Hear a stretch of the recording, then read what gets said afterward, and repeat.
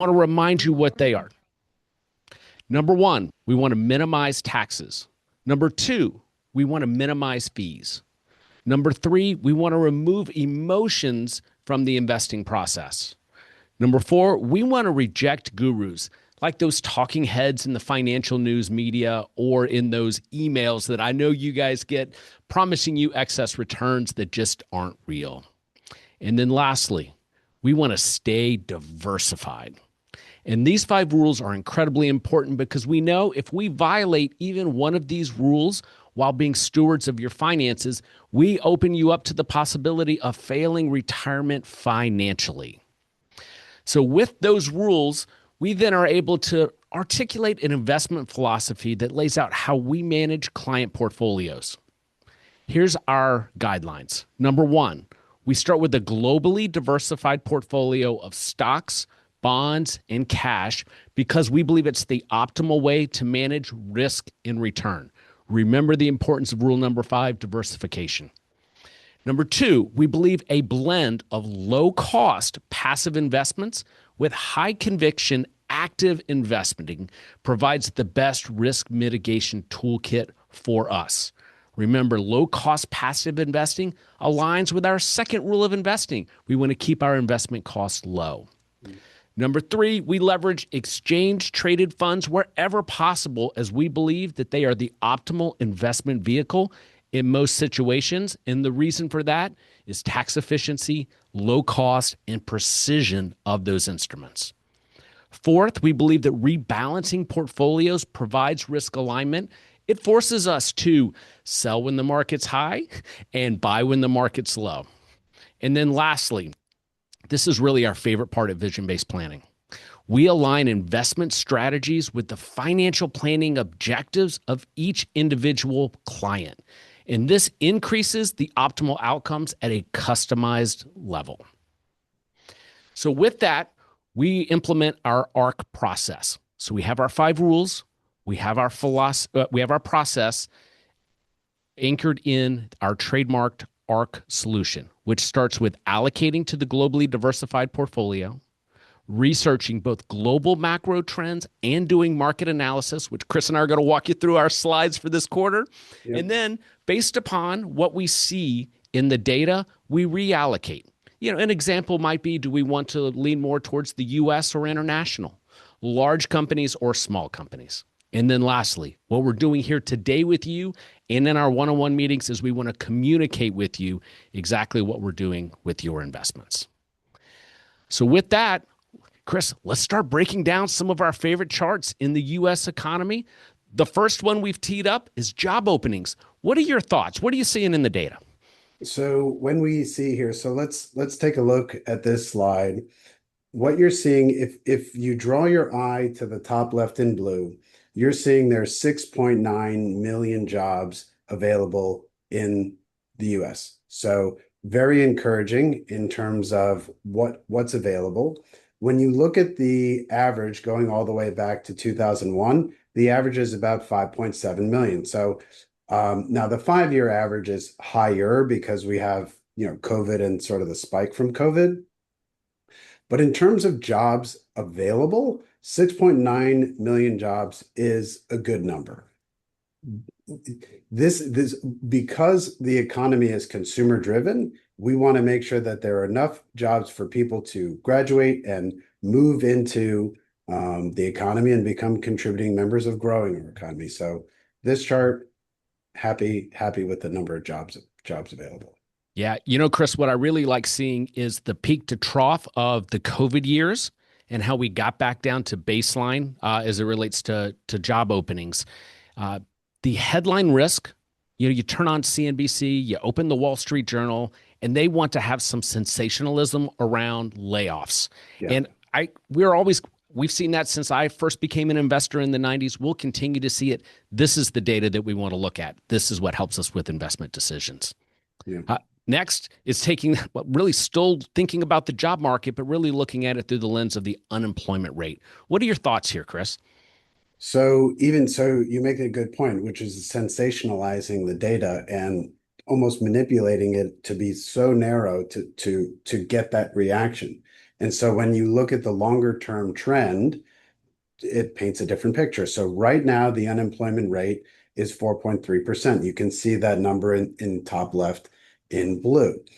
The long-term 30-year average is 5.5%. So the unemployment rate is below the average. So as an economist, and they're meeting today, they're looking at these similar numbers, which is how many jobs are available and how many people are looking for work. And so that's where we get this unemployment rate of 4.3. And it's okay. If we zone in on the right, it went down after COVID, came up a little bit, and it's just sort of hovering on and to the right.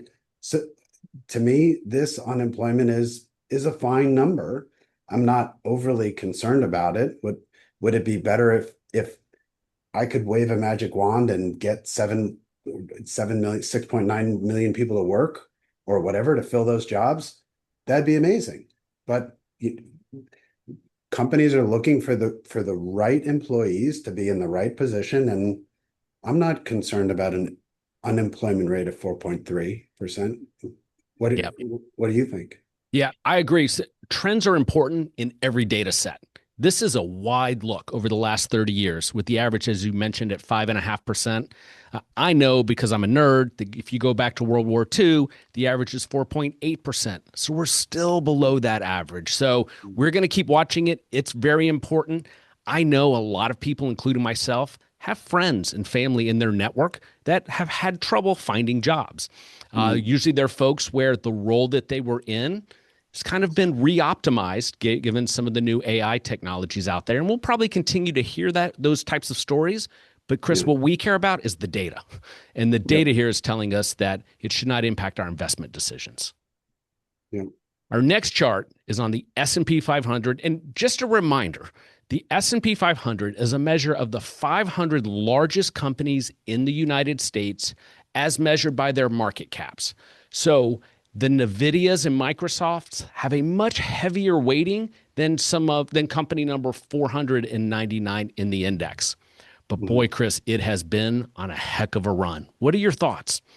So, and this is one of the reasons we share with this chart, because when they're sort of two camps when you see this price and you see your new high, new high, new high.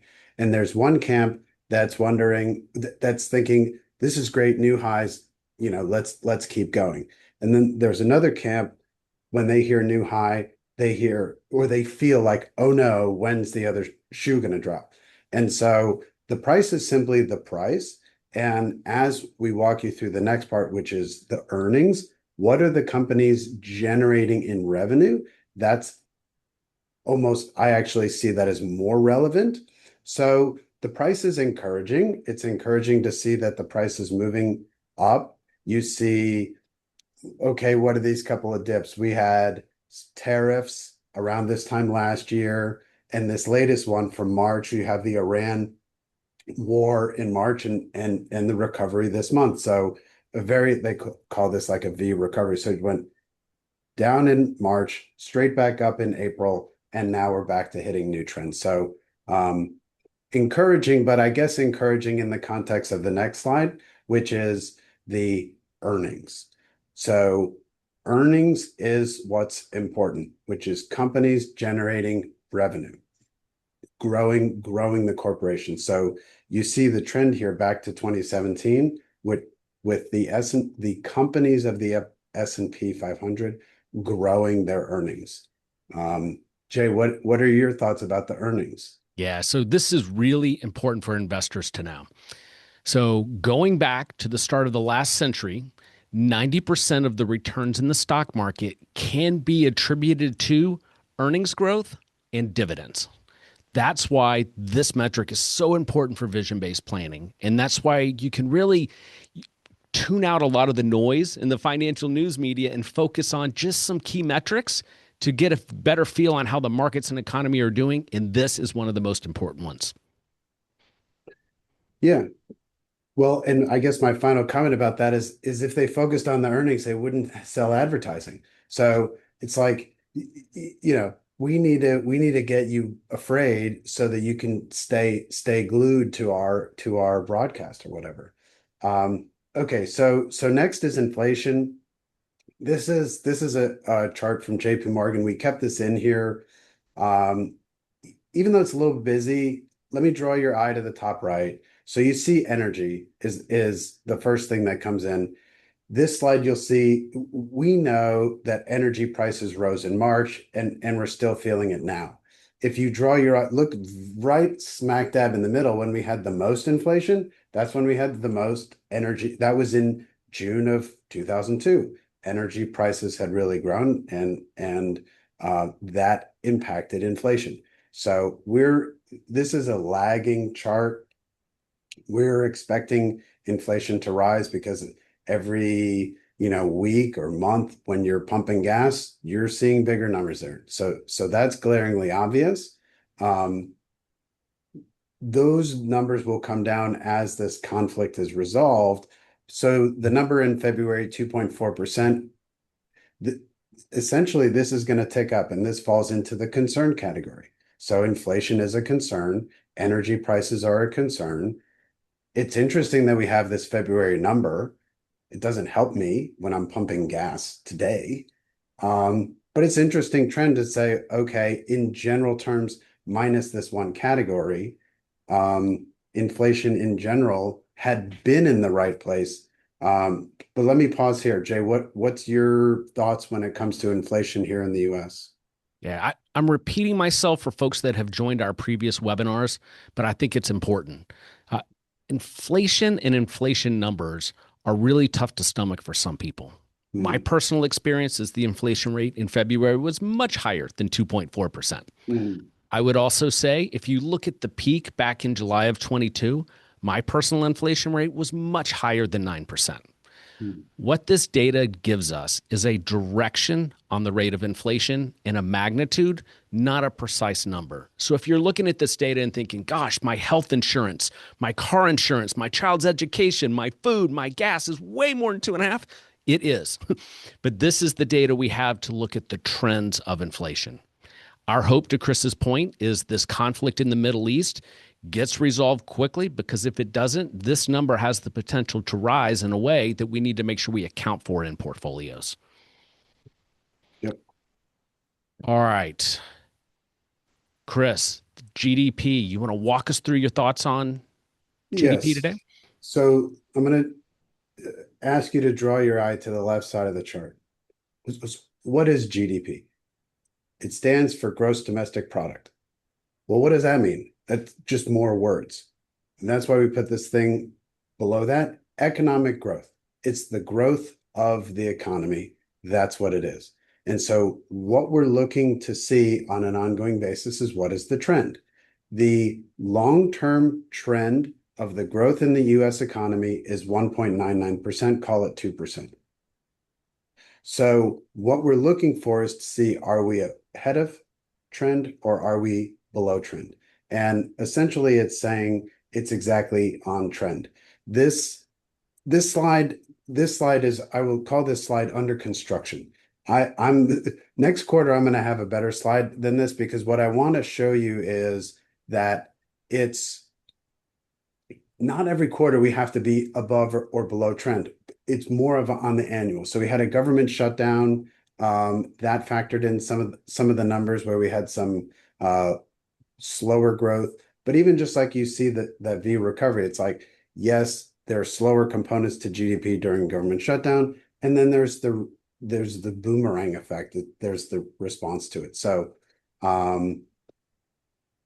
if I were to sum up, the growth of the US economy is good, it's on trend, and it's confirmation that we're moving in the right direction. Just a little bit of education maybe for folks that are tuned into this webinar. GDP, or gross domestic product, is a measure of a basket of goods and services. So they look at the price quarter over quarter. We do at vision-based planning like to take a step back and look at the longer term trend. Like Chris said, this 2% trend line that we're on is exactly what we're looking for. We get concerned when we deviate too much from that. But here's the interesting thing, in my opinion. That basket of goods that were measured in the first quarter of this year are completely different than the basket of goods that were measured in 1985. So when you use this data point, it's very important that your lens isn't too wide, because what is being measured today is a lot different than was measured. I shouldn't have even used 85 as the example. It's different than the basket of goods that was measured in 2010. But being on a 2% trend line is what we look for as of investors. We actually should have data. I was hoping we would get it before this webinar. I think it might roll out here in the next hour. So on the next webinar, look forward to updating this slide for everyone. And it's interesting, even Jay, to your point, the fact that we host this call on the final Wednesday of each new quarter. This is also by design, is that there's data that comes out through the month. So that the timeliness, and you're reminding me, or that I like the timeliness of this, is that by design, we're hosting this call 30 days after, or within 30 days of the beginning of each new quarter, which gives us relevant data points from there as well. Yep, especially for data nerds like you and I, Chris. Let me summarize what we talked about as it relates to the U.S. economy. So job openings remain strong with just under 7 million jobs available. We also talked about the unemployment rate being in a range where we're very comfortable. The earnings of the 500 largest companies in the U.S. is outpacing price appreciation growth. The stock market, the largest stocks are growing. GDP, gross domestic product, is continuing on a growth cycle that we're comfortable with of 2%. The concerns on our radar, and you're going to hear this throughout the presentation today, inflation and this war with Iran and the fuel prices, because it's not just going to impact what you pay at the pump next month. If it goes on for too long, it's going to impact your food prices in the fall and as we get into next year. And we want to make sure that we account for that in portfolios. Chris, let's move on to our international charts. Here's one on job openings overseas. What are your thoughts? So this is a new chart. So let me walk you through this, drawing your eye within the slide to the top left in blue. This stands for the developed markets internationally. There are 26.4 million jobs open outside of the US. Drawing your eye just to the right there in orange. This is the emerging markets. There are just over 18 million jobs available within the emerging markets. Okay, let me draw your eye to the right part of the slide here, which is the average. So within the international developed markets, the number of job openings is right on trend with what's normal. So similarly, a healthy job market within the international markets. Now, looking at the orange slide, if you come down and looking at the emerging markets, this is actually more encouraging. There are 3 million jobs, 20% more jobs available now in the emerging markets than the long-term average. So it's encouraging to see that the emerging markets is growing and they have jobs to support that. So overall, I'm pleased here and happy to take this chart and share it, because this is not something that's really talked about elsewhere. Yep. And it's an important number for us to watch, because we do allocate to the international markets and we want to make sure we have a handle on the job openings there. What about the unemployment numbers overseas? What are your thoughts? So this chart is sort of flip-flop. So we'll start with the emerging markets. So emerging markets in general, their unemployment rate is higher. They're still putting themselves in a more mature place. So if we look at the number right in the middle on the top, 7.1, what's relevant about that is their unemployment rate is below average. So 7.1 is below the average of 7.5. So lots of jobs available, and the trend, and you also see the trend is relatively stable. If anything, it's trending down. Below that is the developed markets, unemployment rate at 4.7. You see the average is 5.1. So unemployment below average here in the developed market. So overall, things are good in terms of jobs available and people working both in the emerging markets and in the developed markets. Our next slide. So this comes back to the US. So I was looking forward to covering this slide. Here's why. So we have this Iran conflict. All this is going on in March, and here we are in April. If you look in the top slide, MSCI is the developed markets. That's just an acronym for the index. If you draw your eye to the top right, you see it's going down. The price, this is the price of the index, is going down. If you draw your eye just below that in orange, the price of the index in the emerging markets is going down. These will be things that the news media will eat up, which is alarm bells, alarm bells, alarm bells. You should be afraid the price is falling. Well, let's go to the next slide because we talked about the US in the price hitting new highs, and then we talked about the earnings to make sure that the earnings support the price and it's not just fluff.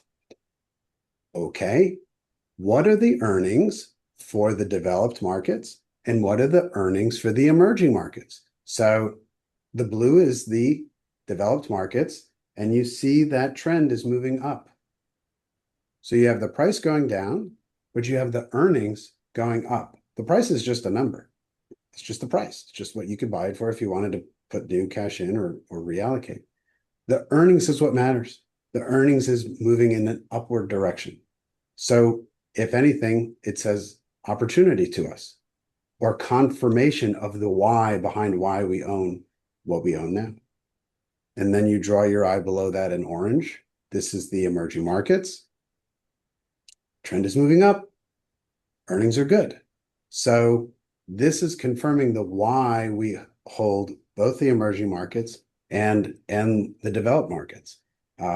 So I was really looking forward to this because I have no doubt that this is exactly what the news media will pick up on. Not this slide, but the slide above this.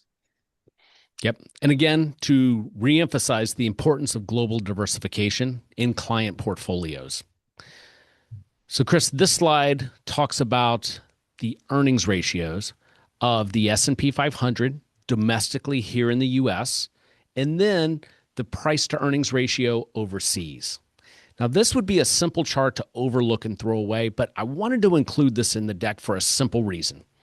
If you look at the PE ratio of the S&P 500 today at 21, and then you look at the international markets at 14.8, essentially an allocation to the international markets today is significantly cheaper than an allocation to the U.S. markets.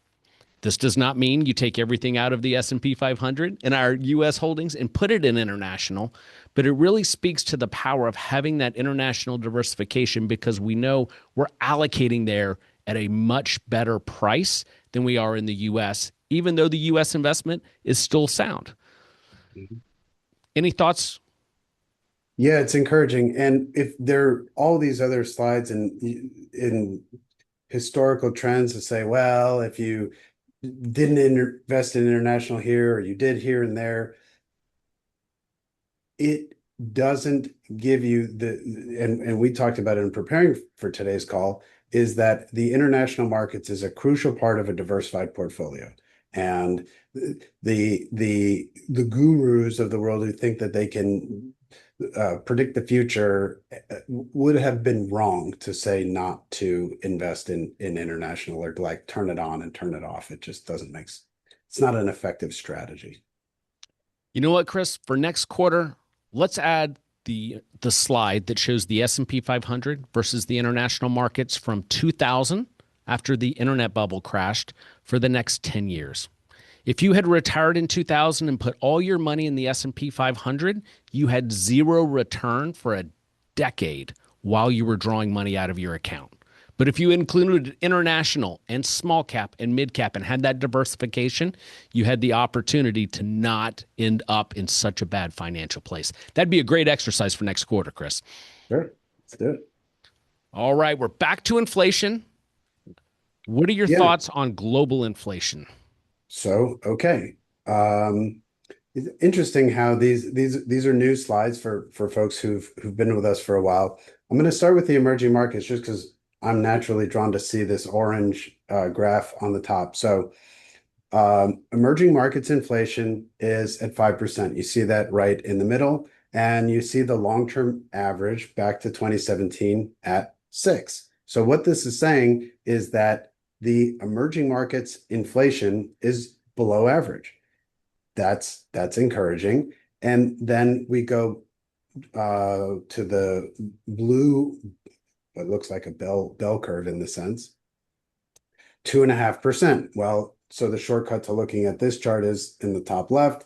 It's telling us 2.5% is the developed markets inflation rate, and 3% is the long-term average. So globally, inflation is lower now than the long-term average. And some of this goes into interest rates, which is going to be our next section. And again, energy prices is the biggest concern. So energy prices is affecting all over the world. It affects inflation and it affects interest rate policy. But having said that, we think that the Iran conflict will resolve, the Strait of Hormuz will resolve, energy prices will come down. So these trends are relevant, and they'll continue to be relevant. So we'll continue to highlight. But overall, I guess if I were to sum up, would say not a huge concern. Yeah, I think the astute viewer would notice on this chart that the emerging market inflation rate from peak to where we are today is down about 50%. And then when you look at the advanced economies, it's down about 2/3.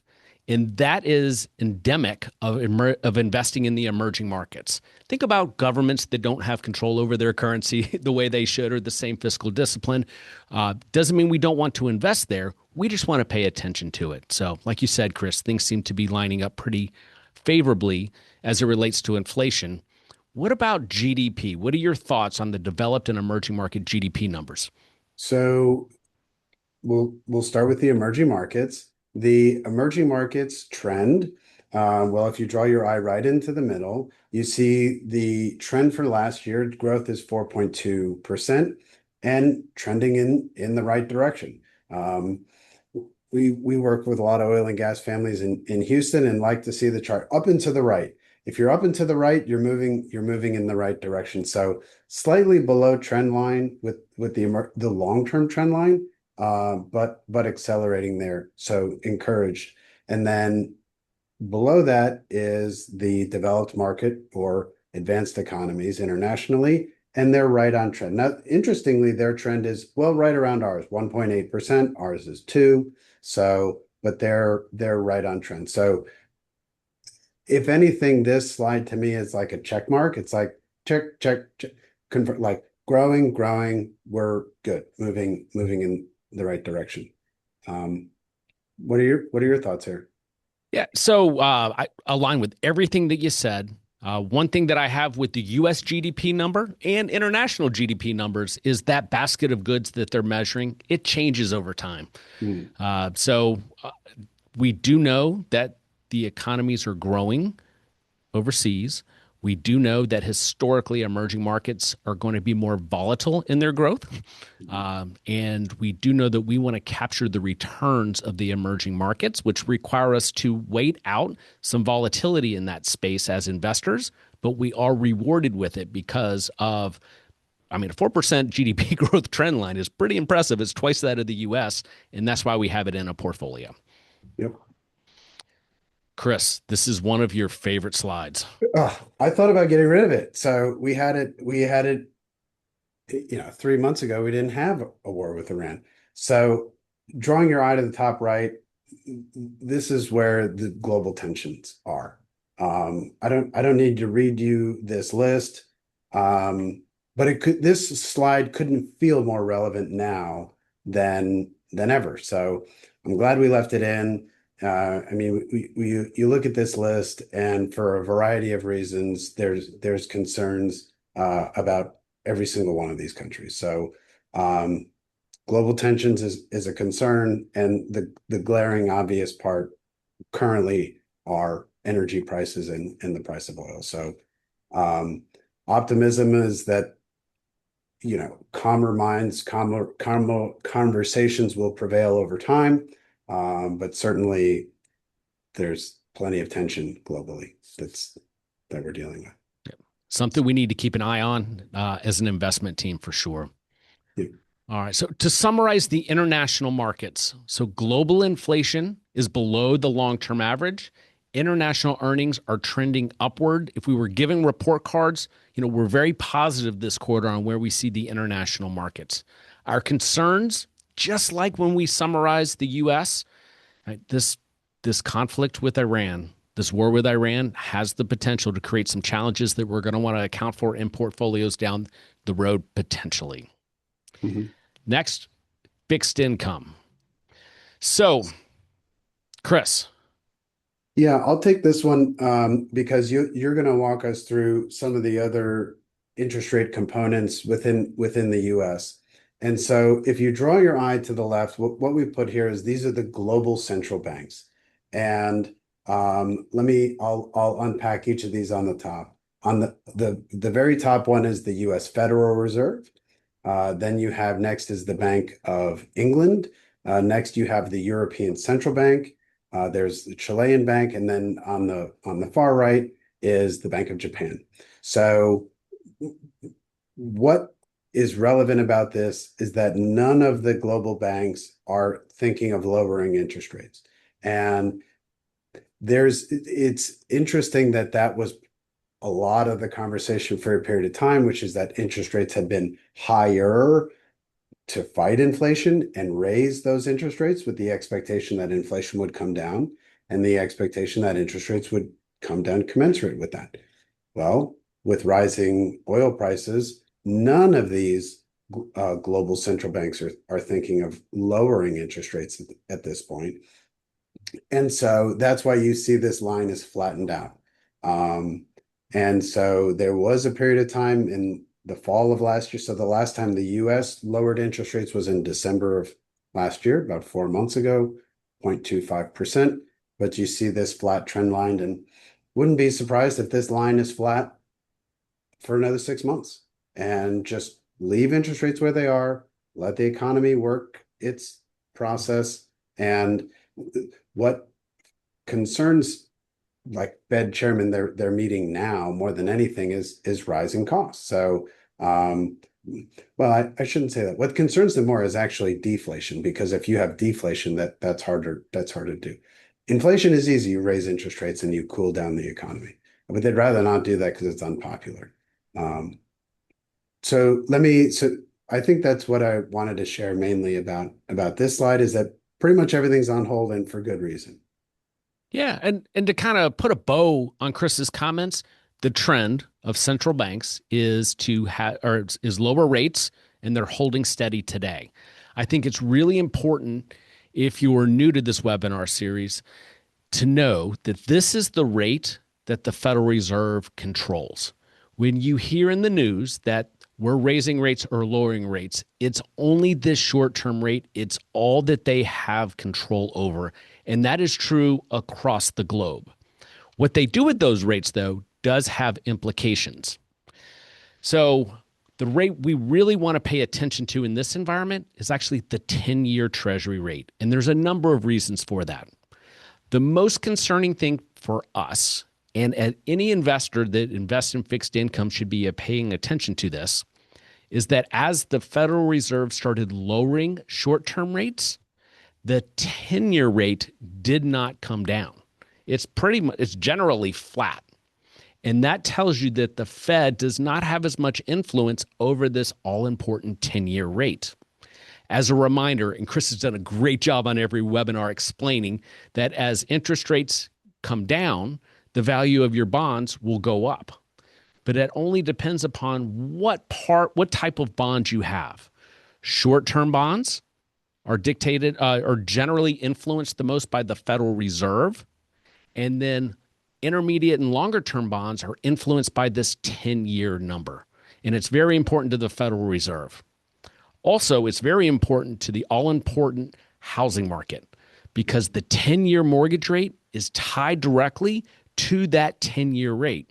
So you will see that the Fed has been lowering rates. They were hoping they could thaw out the housing market, but what they have found is rates really have not fallen that much. Again, really suggesting that they don't have as much control over this all-important 10-year rate, which, Chris, has implications for us as an investment team and how we manage portfolios. What are your thoughts on the rate environment today? So it's interesting to see this 6.23% number. And in general, it does look like it's going down, and interesting, it says lowest in 3 spring seasons. So the housing market has had a tough time because the cost is so high. But there are also issues in the rental market, in the sense of, like, people are paying rents. Rents are wildly expensive. And the biggest challenge for people is being able to save up enough to have the down payment so they can just own the house, and they'll take a 6.23% return. And then the idea, interesting, when you go to the right there in green, the 2.65, the all-time low, I call those like campfire stories. Like, oh, when I had my mortgage, or after COVID, I refinanced, I had a 2.65. You never said so. The campfire story is like, I had the best rate ever. And that's true. Some campfire stories will embellish, but where am I going with this? 6.23 is not bad, in the sense that if you wanted to get a mortgage, or we're talking with people who are trying to manage their assets and their liabilities, it's not overly horrible if you want to borrow. Do you feel like you're getting a deal? No. But do you feel like you're overpaying? Not necessarily. It just is what it is. It's like, this is the interest rate. And for people who are in the market to buy real estate, or the idea being that they would hope to be able to refinance a few years from now, with the idea that inflation will continue to come down and rates will continue to come down. Yeah. One thing for those who are interested, the Federal Reserve and Treasury have coordinated during periods of past duress in the equity markets to execute on federal open market operations. And I'm going to go back one slide, to buy 10-year Treasury bonds and sometimes longer dated bonds. And what that would do, as they are buying those bonds, they are bidding up the price of the bonds, making the interest rates go down. That is thought to have potentially created some of the inflation that we experienced in earlier slides several years ago. So there's a real concern that if we do have market duress again in the stock market, that the Fed's toolkit is not as robust as it used to be, which is why we are laser focused on making sure we're paying attention to risk in your fixed income portfolios. I'm 53 years old. For most of my career, there was not any risk in the fixed income market space except for a couple of short periods of time. I don't think that's going to be the case for the rest of my life.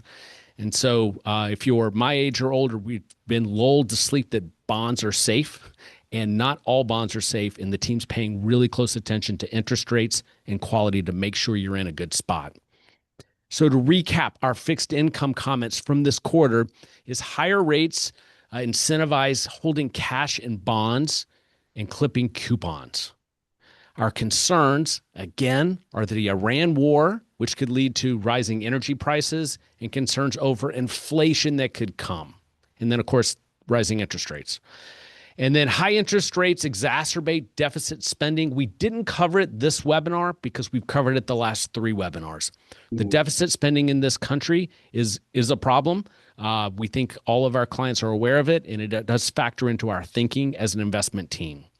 And then, as Chris mentioned earlier, stay tuned. We've got a lot of great data coming out here for the rest of the for last quarter and for the rest of the year that we'll incorporate in the rest of our communications.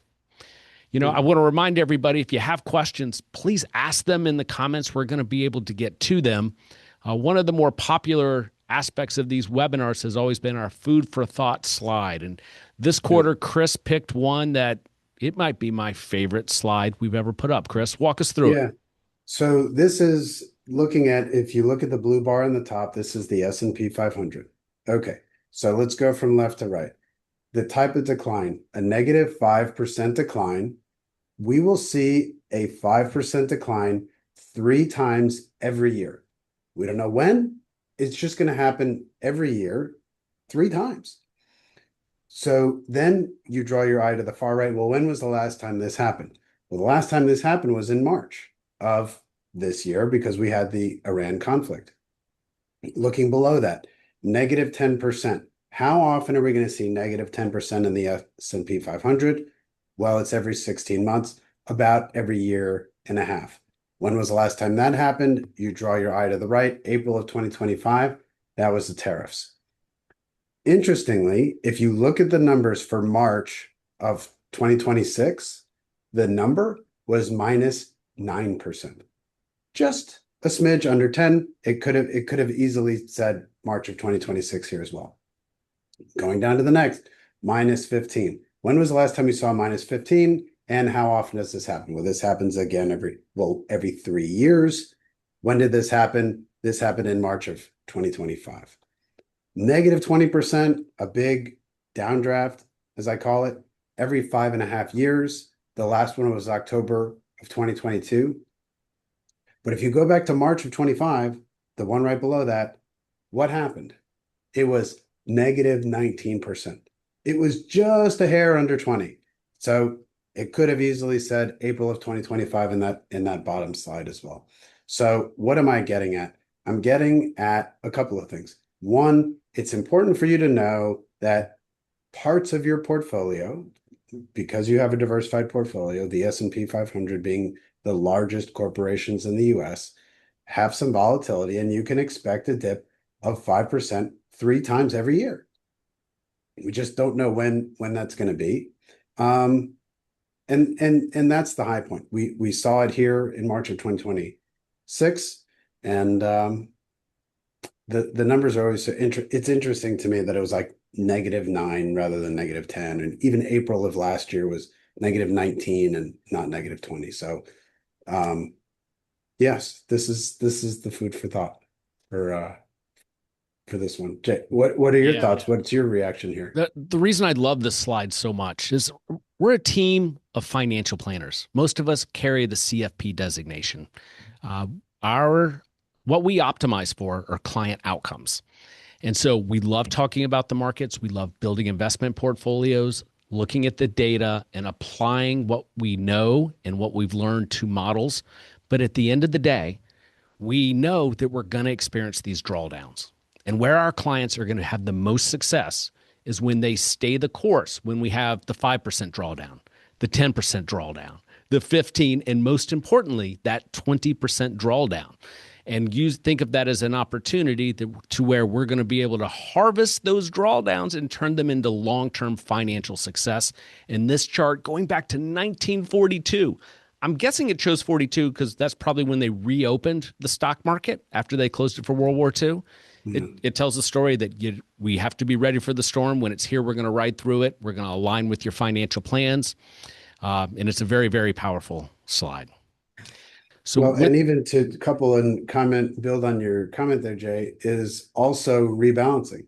So by rebalancing, when you have these moments of volatility, like the market basically gives you those opportunities to sell higher and buy lower. And we've executed this multiple times in the last several years. So that goes back to our investment philosophy. All right. So, Chris, tell us about the questionnaire. Yes. Feedback. Give us your feedback, please. By design, I think there's like 4 questions, and they're super simple. Like, what'd you find most valuable? It's anonymous by design, and give us a grade. We look at our grade every time, and then what'd you like? But maybe even more importantly, like, what would you like to see? What would you like to see different? Feedback's very, very helpful. So don't sugarcoat it. Anything that we can do to improve, let us know. Excellent. Team, do we have any questions? I don't see any yet. I've have my other screen over here. I haven't seen any. Okay. But I have it's says chat. I don't see it say Q&A. Oh, here's On the more. bottom right. Q&A. Oh, here it is. Ah, very good. Okay. You spoke of international economic fundamentals, but what about the effect of exchange rates on values? So this one I find more interesting at the consumer level and not as much on the international, as in like global economies trading. So here's what I mean by that. And this is also what I would describe as sensationalizing. The US dollar being strong is not like a muscle thing. Like a weak dollar is like, oh, we're weak. That's not, it can be misconstrued as saying that, as in we want to have a strong dollar, but that's not what it's saying. If you imagine you were going to travel this summer and you were going to go to Europe and we have a strong dollar, that helps the consumer travel. Say you're going to go to France. Interestingly, Curtis, my son, has an econ test this morning and talked about countries and what countries specialize in. So you're going to France to buy wine and cheese. You're having wine and cheese in France, and you have a strong US dollar. Well, when you go to France and you're buying, well, maybe what you're having coffee and croissant, it doesn't feel expensive because the US dollar is strong. Fine. That's a good thing when you're traveling and spending money in foreign countries. And vice versa, even having a weak dollar isn't necessarily that bad either, because people want to buy our stuff. It makes our stuff more price attractive. So the idea, I don't have as much energy around currency fluctuations because it feels like it just flows one way or another. It's just like having a strong dollar, people can sensationalize it. Having a weak dollar, they can sensationalize it. Jay, let me get your input here. What's your initial reaction to exchange rates? Yeah, it's a very astute question. So with Japan having so many currency challenges today, and I'm making a number up because I don't have the data in front of me, if their market is up 10%, is it really up 10% for US investors? That's the spirit, I believe, of the question here. And the reality is when you normalize that over time, you do have those exchange rate fluctuations, but it doesn't negate the importance of having that international diversification, even if your return is impacted by the exchange rate. Because we know over time that a diversified basket of international and US will still lead to better optimized outcomes. What we don't want to do, and there are talking heads in the media that will say they can predict what the exchange rates are going to be, thus influencing when they're going to invest in Japan, when they're going to invest in the Eurozone. We don't want to get into that game because that is a really quick way to lose, and it violates one of our 5 rules of investing, which is rejecting gurus, and Chris and I are not gurus. Well, but even the market just gives you the answer. Like if you don't try to predict and you just sort of go with the data that you're getting, you're able to respond with the data that you're getting. So yep. Thank you, Jay, for that. I probably interpreted that even at the consumer level. Okay, great. More questions. This is very helpful. With the international economy doing better than the US and other factors, what are your thoughts of US dollars being replaced by other foreign currency for trading? So I'm going to make sure I understand the question, or Jay, even your interpretation of this question, which is the US dollar has been sort of the fundamental rock bed of a lot of exchanges. So what I'm reading in this question is the idea that the US dollar could be replaced by some other currency. And even there's been trends of like the BRICS countries, Brazil, Russia, India, China, like creating a separate currency or having a different currency other than the US dollar as sort of the global rock bed. Is this how you're interpreting this question? Yep. Okay. Yep. That's not a concern for me. And I'll say why. So when you have other foreign, it's rooted in the BRICS. So Brazil, Russia, India, China, and other foreign countries trying to, I don't know, maybe undermine the US in part possibly because of our excess spending. So our deficit spending is a concern, but it doesn't stop foreign governments from buying our bonds because they pay interest. So there's a little bit of a bigger story to that too. They're happy to own our bonds. Um, and what is the US dollar rooted in? It's rooted in one thing, and that is the full faith and credit of the US government. Okay, well, what is that rooted in? One thing, our ability to levy taxes. That's the full faith and credit of the US government. We tax US individuals, we tax US corporations, and we tax foreign governments indirectly through tariffs. And so I'm not concerned about the US. I'm not concerned about the full faith and credit of the US, but I also don't hear it, and Jay, I want to get your input from the developed markets. I don't think that they're as concerned about the US dollar being sort of this rock bed of exchange. They're not trying to replace it with the euro necessarily. It's coming from some of these other foreign countries who want to have more influence and not feel like the US is this sort of heavy hand of what we want for ourselves, for example. What's your reaction here? Yeah, Susie, I really appreciate the question. And frankly, the answers are complex because you can go down several different paths. And I think there are two components to your question.